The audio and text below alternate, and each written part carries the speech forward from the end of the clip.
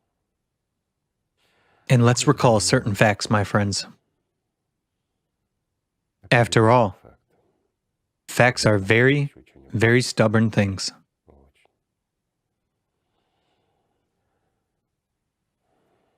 Let's recall Mary's son. After all, how many miracles people saw, those who were near him? What kind of signs were given to them? Isn't that so?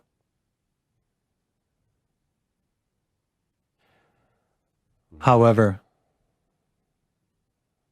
when those God fighters poured out the cup of their anger on him, along with their ignorance and dishonor, when they were beating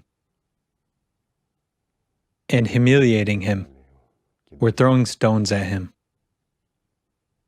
which one among those who saw with their own eyes how sick people were cured,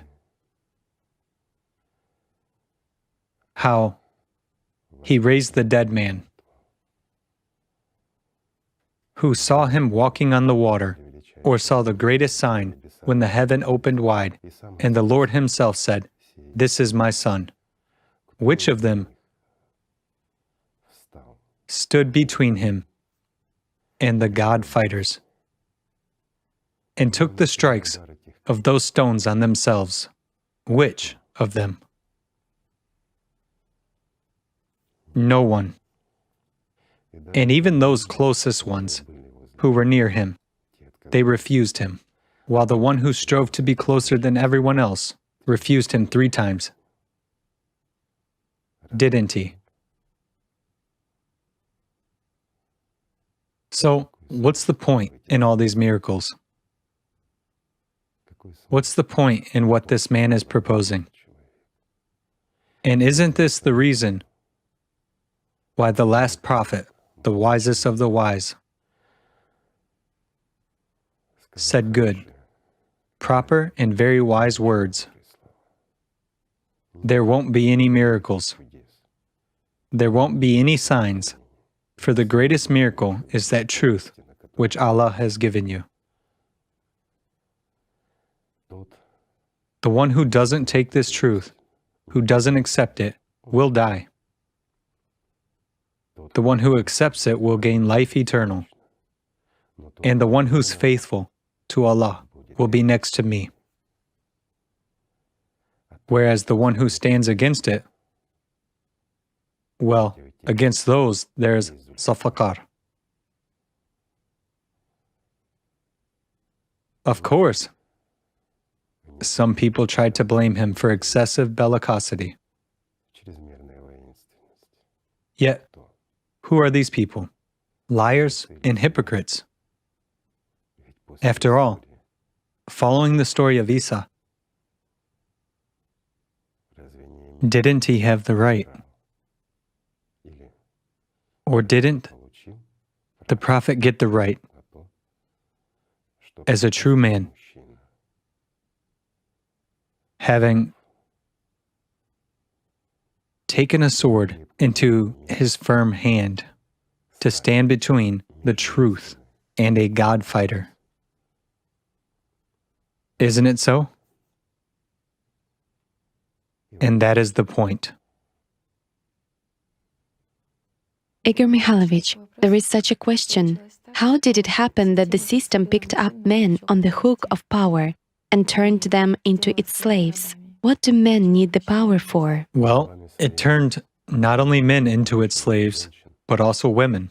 As for power, well, as a matter of fact, it isn't needed for anything. These are all games of the system itself. After all, people play their lives. They play life. They play religion. They play faith. People in general play everything because the system plays them. A person stops playing only when he gains life or when he truly embarks on the spiritual path. That's when he begins to live. While as it is, it's like animals. Indeed, what is the main thing for animals? Who the leader is? That's what they are fighting for. Males fight to become an alpha male. Females fight to become an alpha female. And to seize for themselves, let's say, a bit fatter piece. And that's all. For this minute. After all, animals don't think about tomorrow. They don't have it. Just like those who have submitted to Satan. They have no tomorrow. Just like a wild dog. That's how it... And how did this happen? Well, it happened that people have forgotten who they really are. And the system has taken power. In the previous program, we told how this had happened. Why repeat it?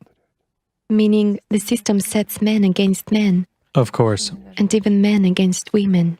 The most awful thing is that the system sets people against each other. Indeed, in reality, there is one enemy, Satan.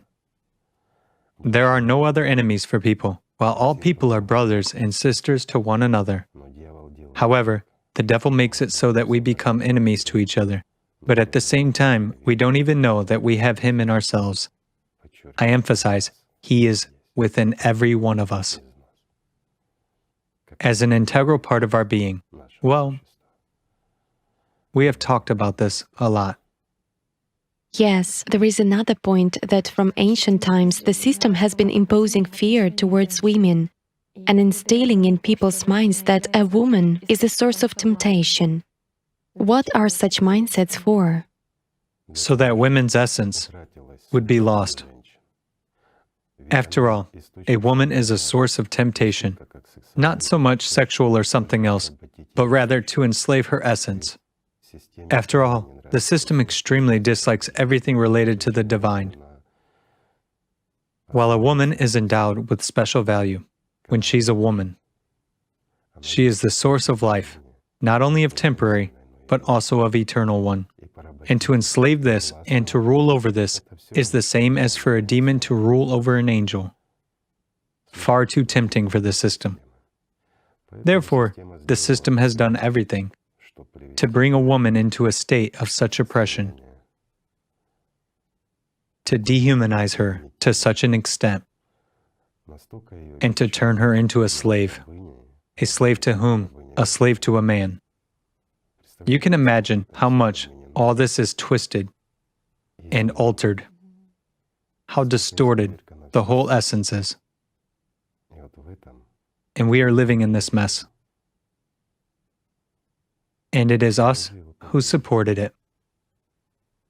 First of all, in our heads. Igor Mikhailovich, of course, the questions are also very different, and there were very many questions about true celibacy. In the previous program, you've told that celibacy means getting rid of images first and foremost. Of Satan's power. In the first place. Right. But at the same time, you know, in modern society, celibacy is basically one of the tools by which the system manipulates. Therefore, it would be great to find out what the real practice of celibacy is and what difficulties are faced by... Well, let's ask the person who practices it, if he doesn't mind. Of course not. Well, in actual fact, celibacy is not a must for all people after all. It is, well, necessary for people who, say, want to get rid of the influence of that tool which the system uses to keep a person in slavery. I have adopted this practice for myself because I don't want to be a puppet in the system's hands.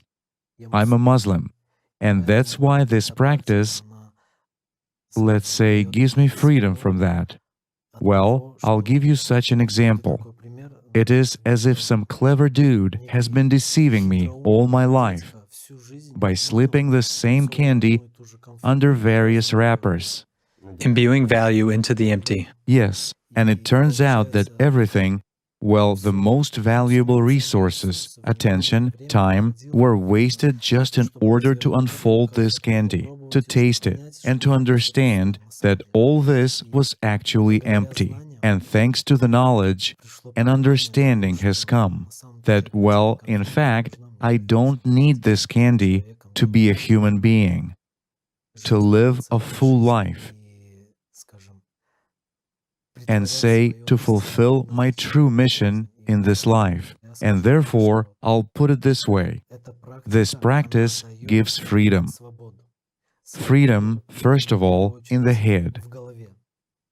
Because, well, as it was said in the previous program, there is an important point that all this must not happen in one's head, while everything starts, as they say, in the head. And this freedom leads to the fact that a lot of moments are felt in subtler detail, and the processes somehow pass more deeply, meaning, well, Let's say you've got an obvious benefit from this. yes, that's right. After all, what does the system do? It imposes precisely these images in the head to such an extent, imbuing values into what shouldn't actually be of any value for a person. Since we are talking about Muslims, again, I'll give a simple example. One of the people who has watched a program with your participation, well, and mine too, being a Muslim, said that the girls in the studio were too beautiful, and he couldn't listen to the program as his gaze was distracted by, let's say, your charms. And I have a question. What kind of Muslim are you if you are controlled by demons? How can you, with demons in your head, being controlled and manipulated by Iblis, step over the doorstep of a mosque? And if you don't step over the doorstep of the mosque, if you don't perform namaz, and what kind of namaz can you perform if you are controlled by Satan? Tell me, my friend, what kind of, is this a game, and are you lying to Allah? So what kind of Muslim are you then? After all, what has been said? If people follow the truth, which the Prophet himself brought here by the will of Allah, then love and respect will be throughout the world. And society should be like this. Yet, when demons and genies reign supreme in people's heads, then we have what we have now. Then the one who calls himself a Muslim doesn't hear the truth. Or am I wrong? Absolutely right. If a person gets seduced, then he's a slave. Absolutely right. And Islam, He's a slave of his temptations. yes, And what does Islam say, first of all? Islam is first and foremost inner purity. Absolutely right. And it tells that it's impossible to seduce a person. Why? Because except love for Allah, except service to Allah, nothing exists for him. That's the essence of celibacy. That's right. That's when he's a Muslim. Yes, That's when he has a right to raise his head to Allah and say, I love you. Isn't it so? And what will he hear in response then? he'll feel love too. The same. Absolutely right. But when demons control him, and he, like a beggar, is standing and asking, Oh, Allah, send me this, send me that, that's when demons are manipulating him. Does Allah hear him at that time? Of course not. Surely not, because he doesn't exist for Allah. That's why this person is one of those who stands against the truth. Igor Mikhailovich, it turns out that in every religion, the earthly and the spiritual path of prophets is a certain standard and ideal for imitation for every man. And it is also interesting that we have found information in Zoroastrianism regarding Zarathustra, regarding the qualities he possessed. I would like to read it out that At his side, all the devas rushed away, copulating obviously. At his side, they drew back their ways from the men and women who were wailing, tormented by devas. When Zarathustra's Pitama was performing his prayer, with all the pauses subsequently louder and louder, all the devas were hiding beneath the earth, bereft of supplications, devoid of prayers. Of this sacral meaning. And here it is mentioned, and devoid of prayers, the devas were hiding beneath the earth. For many prayers of people are addressed exactly to them. Well, many prayers, not many, but all in which people are scrounging before God. Those who don't come to Him with love and gratitude, but come with a petition. Then these prayers are offered up to those devas, but not to God. Here, we would also like to talk about this inner spiritual power. This power is an example for all men, for true men. This is what men have forgotten about what the true mission of a man is, its essence. In society, there is some kind of traditional understanding of who a man actually is. There is an understanding that he is a defender of all the weak, that he is a brave and courageous person, that he's a determined, strong-willed, hard-working, and responsible person. Somewhere it is said that he is a knight who protects his lady of the heart. However, considering how nowadays in the modern world the system imposes certain mindsets and certain ideals of what a human should be like, what a man should be like, there arises a question. Does every person perceive these qualities in his consciousness correctly? How are they portrayed in his consciousness? What is understood by the words nobility, power, and courage? Because somehow, subconsciously, every man feels that, of course, he is not what the system wants to present him, right? Meaning like, I don't know, James Bond who's fighting against some troops, against an army, and he is not some kind of bodybuilder who is measuring his strengths with a rival. And he's absolutely not a womanizer who seduces yet another woman. And there is such a paradox in society that, on the one hand, men position themselves as prudent, cold-blooded warriors. But on the other hand, this very love for something creative, love for the mother, for that which gives birth to life is inherent in them. On the one hand, they, let's say, speak at their various meetings and assemblies as orator athletes. However, at the same time, when they get into a car, they surround themselves with icons. And the question arises, who is a man himself really afraid of? Whom does he fear and why? And what knowledge is lost? We'd like to talk about the sacral role of a man in society. It is very curious to observe how the system imposes certain ideals in society, and if we just conduct a test and enter in Google, let's say, a search query, VIP gifts for men, then we can clearly see the pattern of what the system wants this ideal for imitation, the highest goal for men to be like. It wants the best men to read only the best literature. Interestingly, this literature includes the art of war, a certain number of laws of power, leadership lessons, the history of great military leaders, Alexander of Macedonia, Caesar, Napoleon. The same ones. Still the same ones. Billionaires' stories. Basically, we already said, We mentioned. yes, in that very Atlantis video, what such literature and such fascination with the Iliad volumes had led to. It's interesting that the system imposes preferences on a man, which are also related to alcoholization of society, because it is being imposed and promoted that a man should be given alcohol and alcoholic products as gifts. So it wants the entertainment industry to be developing. Gifts are mainly related to some extreme sports. Well, and surely the system hasn't forgotten that a man is, after all, a defender and a hunter. That is why there are some accessories for hunting there as well. Yet, what is originally embedded in these qualities, in these notions? What used to be understood by these qualities in ancient times?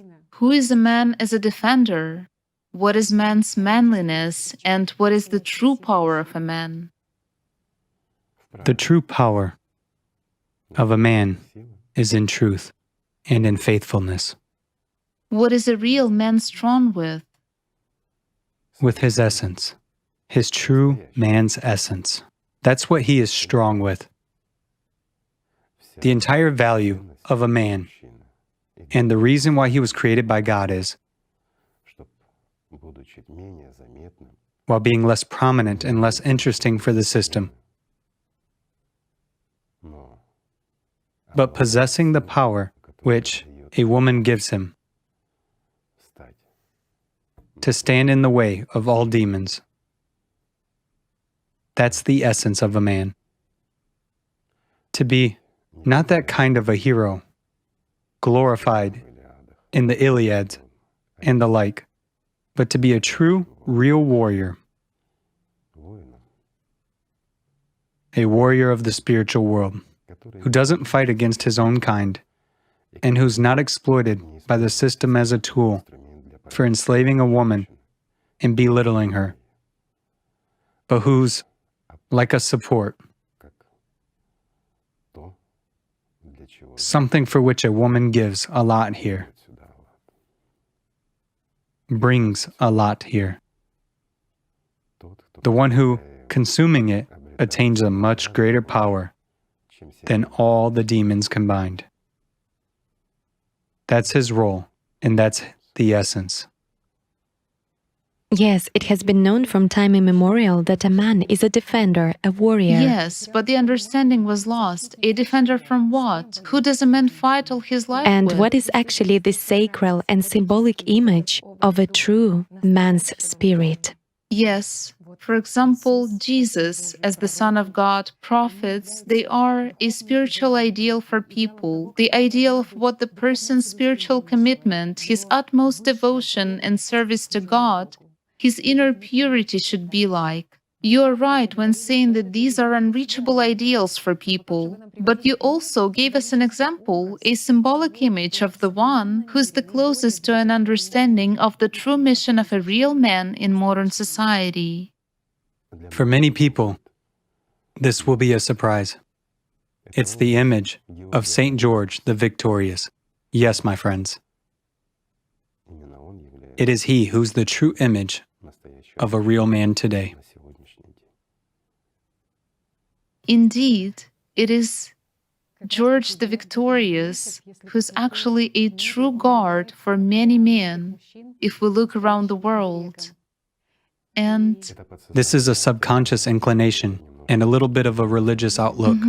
Well, again, judging by the fact that, as you've said, nowadays, men surround themselves with various icons in their cars. yes, George the Victorious is among the most popular ones.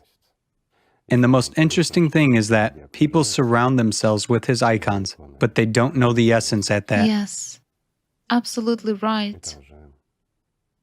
They do it subconsciously. We were just very interested to see what is written about George the Victorious in encyclopedias, what is known. What is known? Because the information is really interesting. We would like... You know, even what is known about him and what can be found in literature is a collective image. George the Victorious, but very few people know even what is known about him. Let's voice it, because as a matter of fact, he's known not only in Europe, but in Western Asia and in Near East as well. He's simply called differently. He unites the whole world. Yes. Many peoples have their own prototype of George the Victorious, but it comes from ancient times. And the funniest thing is that, with the same symbols. I'd like to share this information which we have found. Yes, it's please. very interesting, and we will be grateful if we comment in the course of our conversation. Go ahead. But regarding George the Victorious in particular, he has many different names. In Christian countries, he is a defender from the forces of evil, first of all. He's the one riding a white horse, wearing a red cloak, and defeating a dragon with a spear. A dragon fighter, a serpent fighter. What's interesting is that He had been revered long before such religion as Christianity. In the Muslim world, among the Arabs, this character is known as Jirjīs, defender, warrior. He is one of the major non-Quranic figures that enjoyed special veneration. According to the history of the prophets and kings by al-Tabari, Jirjīs was a disciple of one of Isa's, Jesus' apostles. As a matter of fact, in Palestine alone, there are many, about 22 cult sites associated with George the Victorious. They include compounds of mosques, Qubat al-Sakhra, the Dome of the Rock, and Al-Aqsa in Jerusalem. In the Near East, he is revered under the name of al-Khader, and many legends are dedicated to him. He is considered one of the four immortals along with Isa, Ilyas, and Idris. In Egypt, a similar image of god Horus is known, who is killing a crocodile with a spear. We know the same image of George the Victorious, who is striking the larynx of a serpent with a spear. Yet, very few people know that on ancient icons, even in Christianity, George the Victorious was depicted with a spear, and in the last versions, on the top of the spear we see a cross. But some time ago, there was a latra, and it can still be found in some versions.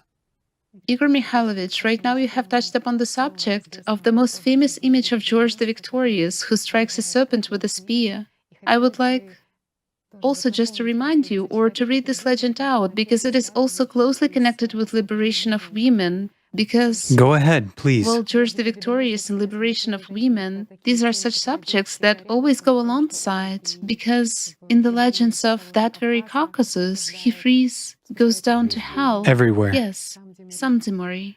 According to the legend of George the Victorious, in a lake not far from one city, a huge serpent similar to a dragon settled. He devoured people and contaminated the air with its poisonous breath. All attempts to exterminate it ended in the death of people. The ruler of the city asked gods, and they allegedly advised him to sacrifice a young man or a girl to the serpent every day. When the turn came to his daughter, to the daughter of the ruler, she was taken to the bank of the lake, where she awaited her death with horror. But a rider on a white horse appeared. Having learned about the monster, the warrior, not listening to the girl's warnings, attacked the serpent that had come out of the lake. He pinned the monster's throat with a spear to the ground, and the horse began to trample it with its hooves. Then the warrior told the girl to throw her belt over the restrained serpent and to take it to the city. Watching the monster that she was leading like an obedient dog, townspeople froze in amazement. George explained to them that he had defeated the serpent by the power of Christ. Apparently, this miracle happened in Syria, and here there are a lot of symbols. Lots of. Many people have heard about Maria's belt, Sophia's belt. And in this case, she threw the belt over and restrained the beast. What is this about? It's about that which we discussed in the previous program. It's about the power, the true power of a woman, about her divine proximity, which she has forgotten. However, she forgot about it due to certain circumstances created by men. Unfortunately. At that, the task for men is to change everything back. And for women, the task is the same, to help men. You know what's also interesting is that George the Victorious is precisely depicted very often next to a maiden, in particular to the Mother of God, to Oranta. It is Virgin Mary with her arms raised in the form of Allat. There's also interesting information that has been found regarding George the Victorious, this warrior of the spirits. It turns out that Yaroslav the Wise, the Kievan prince, who was Agapit's friend, who was friends with Agapit, at his time was baptized with the name of George in honor of the heavenly patron George the Victorious. According to the chronicle, in the 11th century, in the center of Kiev, in honor of his victory, Yaroslav the Wise built St. Sophia's Cathedral, unique at the time, where Our Lady Oranta occupied the central place. In particular, you have mentioned Oranta, and everyone knows very well what Aranta is. It is symbolic Allatra. After all, when they started removing Allatra as a sign from everywhere by the system's will, and this is so, this is really so, my friends, then smart people who truly served God began to conceal it in symbols. Well, that's how that very Aranta emerged, Allat, with its essence. By the way, in history, it's exactly this way. The Allatra sign was well known in the territory of Slavic countries before the adoption of Christianity. Before the 17th century, numerous tops of St. Sophia's Cathedral were decorated with the signs of Allat, and the Allatra sign was located at the central place, which is confirmed by relevant documents that have been preserved. However, these tops were replaced with crosses, although the Aranta symbol has remained. It's just that it's also interesting that it turns out that every time when people addressed George the Victorious, they primarily asked him for preservation of the light of the eyes. Precisely this word. And what is the light of the eyes? After all, spiritual vision was exactly spoken of. That inner gaze which reveals the true meaning of everything. That's what was talked about, which shows the essence of everything that exists. There is also this information, it's also interesting, in popular beliefs of Transcaucasia regarding the fact that during a thunderstorm, George the Victorious races on a white horse and kills evil spirits with a forked arrow. What kind of meaning is this? What kind of a forked arrow is it?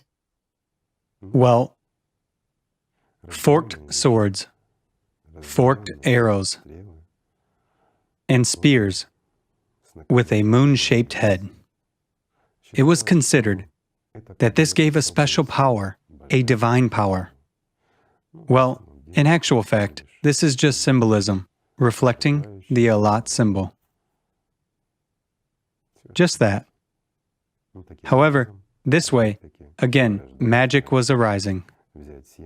To take a symbol of the divine and to bring it, pardon me, into a trite earthly murder. But when it's like George the Victorious, fighting evil spirits, this is a correct understanding. Yet, when people fight against each other, this isn't right. And you know, everywhere, one way or another, what unites all these legends about George the Victorious is that he's famous exactly as a winner in a spiritual battle. The sacral role of a man, that which we've talked about, is indeed to be a knight, to be a warrior, and to be a defender of a woman. He's the one who doesn't let her forget that she's a woman in her true essence. He's the one who protects everyone, both weak ones and women. Everyone, including men, protects them from Satan's influence. He's the one who's on the guard. And first of all, he's the one who serves a woman. After all, God created both a man and a woman as a single whole. She is the source of that power which gives him life eternal. A woman gives both primary life and eternal life. Well, if we draw, so to say, such a parallel between a woman and a man from the perspective of the invisible world, then for the system, a woman is like, well, let's say, such a juicy hamburger, while a man is like soldier's boiled pearl barley. Well, let's take any person. What would he choose? Just imagine, you are very hungry. Will you be tempted with pearl barley or with a hamburger? It's clear that a hamburger is much more attractive. So I'll repeat.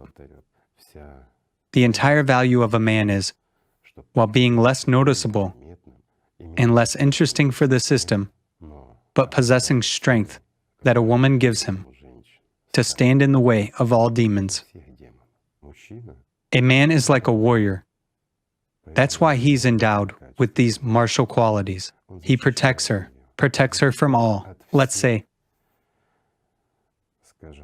problems that may arise in this world.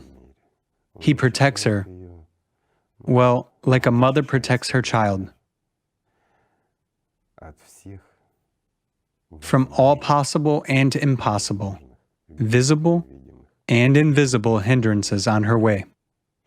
And the role of a man is precisely to ensure that a woman wouldn't forget that she's a woman, while the role of a woman is to ensure that men wouldn't die. That's the point. Well, when the system interferes, men fight with each other and turn women into their slaves. And the only thing that remains for them is to shout, "I obey you, Satan," and everything will be in its place. Isn't that so? The world is overturning. And just tell me, does such an overturned world deserve further existence? Just answer to yourselves honestly. And that's the truth. Yes. However, you know what gives a hope? That very George the Victorious is famous not just as a winner in a spiritual battle, but he's famous as a conqueror of the apocalyptic beast. That's the point. A conqueror of the most terrible beast, which deprives not just a separate human, but entire humanity of life. That's what a man should precisely be. And the only ones whom he should fight with are demons, those evil spirits that lead humanity to death. After all, the enemies of that very George the Victorious were demons of all kinds, God fighters, and various evil spirits that acquired an earthly image. And he fought with them because all these are devil's servants. Right. There's also a very interesting piece of information. It was believed that the one who is under the patronage of George the Victorious, this legendary spiritual warrior, won't sustain any defeat. And those who understand the symbolism of the Grail chalice, what kind of mysterious symbols and signs surrounded the Templars, and why this was also associated with the symbols and legends of the victorious spiritual warrior, those do understand how significant this really is. Most significantly, what were they notable for among others? They were absolutely free. For the Templars, precisely the image of George the Victorious was also very important, because there is a legend that when they were in the East, George the Victorious himself appeared to them in a white cloak with a red cross. When they were losing a battle, and he brought them victory, and they adopted the white cloak and the red cross exactly from him. What's interesting is that a lot of people, a lot of men depicted this very cross, precisely such a cross, on their seals, and it was used as a pendant. Yet once you've said that this sign of exactly such a cross is much more ancient than those times. Well, of course, after all, it is believed that it's the Maltese cross.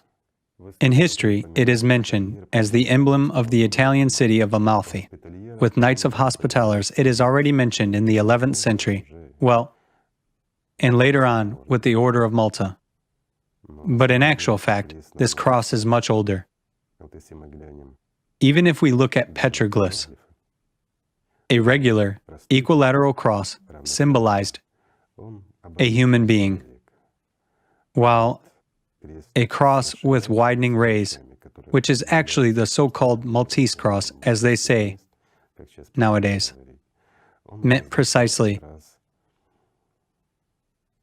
well, if we speak a comprehensible language, it signified a knight of changes, meaning a person who serves only God. And in the times of changes, no matter which direction God sends him, he will act solely for expansion, that is, fulfilling the task set for him by the spiritual world. And everyone who put on or obtained such a cross, well, undertook let's say, they primarily had to understand that they serve only God and no one else, and that they should start their war with themselves. They must eliminate the power of Satan in themselves, and then do everything that depends on them in order to make this power weaken or vanish all over the world. This was a guarantee of the survival of humanity. Igor Mikhailovich, we know that you also have a pendant that is associated with this ancient symbol. Forgive us for the request. We know that you are a modest person and always oppose such kind of demonstrations. However, could you show it right now as an exception, for the purpose of understanding what kind of symbols we are talking about?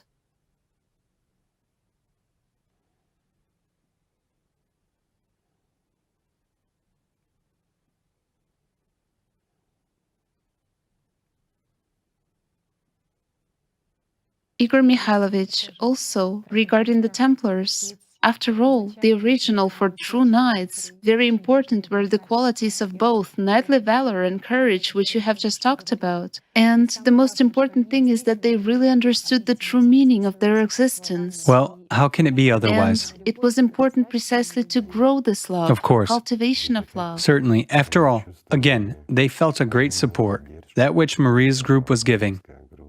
They lived by this love. This is what raised them high into heavens, while they were those on whom this group relied. Only with such a symbiosis, let's say, the society is capable of great miracles which were demonstrated by those very Templars. When in the decaying society, this living source was born, which has absolutely changed Satan's plans. Igor Mikhailovich, we've now touched upon the importance of both women, of that which a woman bears. And it's interesting that this is mentioned in various religions after all. Much is said about a woman in that very Islam too. In Islam, a lot is said about a woman indeed.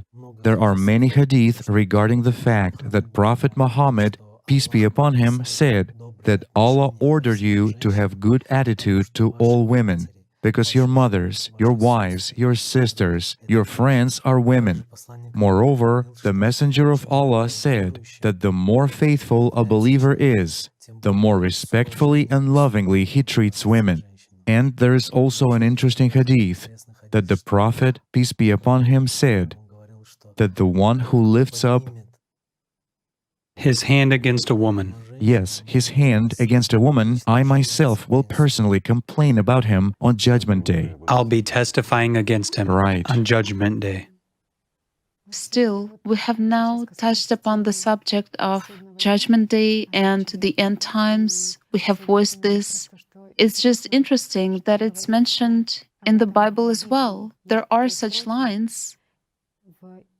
In the Gospel of Luke, in chapter 12, verse 54, it is said, the lines regarding Jesus' words. He said to the crowd, when you see a cloud rising in the west, immediately you say, it's going to rain, and it does. And when the south wind blows, you say it's going to be hot, and it is. Hypocrites! You know how to interpret the appearance of the earth and the sky. How is it that you don't know how to interpret this present time? Why don't you judge for yourselves what is right? Igor Mikhailovich, these are very important words, as it seems to me. Very important, and they apply to all hypocrites. Don't people really feel what is happening to them? Don't they see what is going on in our society? When we see clouds, we know it will rain. But when we look into ourselves, there is an abyss there. When we look at the society, there is no tomorrow. And don't we see that? We don't see because the demon closes our eyes. Isn't it so? And consciousness says, everything will be fine. Everyone lives this way. Take care of your daily bread and don't think of the rest. And people listen to it and take care. We would also like to share information from Hinduism, in which it is said that there is a great hope that when people choose to follow the spiritual path, then this pure age will come, the golden millennium, where people will live in equality with each other as a single family, when they will be able to draw the most valuable, this very inner delight, precisely within themselves and... From the inexhaustible source. Right. It's also interesting, Igor Mikhailovich, that it is mentioned that the golden age will continue until the spirit of brotherhood, the spirit of people's unity is strong. And if the spirit starts weakening, then at this point, both distortion of the primordial knowledge and entry of the system will exactly take place. History repeats itself. People have already gone through this. It is so important for everyone to be in the spirit together, in the spirit of unity, as such a single, whole spiritual monolith, in the spirit of love. Well, in order to be in it, it should first be created. Today, there is Allatra, and people already have these understandings. In this interaction between people, there indeed emerges something wonderful. Our tomorrow is emerging, which shows that people can achieve this. Of course, they can, if they want to. Right. And in order for us not to lose, let's say, our true predestination, we shouldn't forget who we are. Men shouldn't forget that they are men, and women shouldn't forget that they are women. However, in order for us not to forget this, we should recall it. Isn't that so? It is. And that's the point. And then there will be future. And then there will be everything. But for this, we need to remember who we are, that we originate from the spiritual world. Absolutely right. And not to forget about this. And not to forget about the spirit, that first of all, we are not bodies, for bodies separate us, while the spirit unites. Let's live by the spirit, friends. Let's live together, and let's build such a society which every one of us would want to live in, and to live eternally. Such a society which we wouldn't be ashamed to leave to our children. A society where there is no slavery, where there are no lies, where there is no deception. After all, everything is within our power. If we unite, we'll be capable of everything, isn't that so? Where everything is honest, where everything is open, where there is no dirt and envy, where spirit reigns. And where spirit reigns, there is God's love. Let's live with love within ourselves. Let's just love God and be faithful and devoted to Him.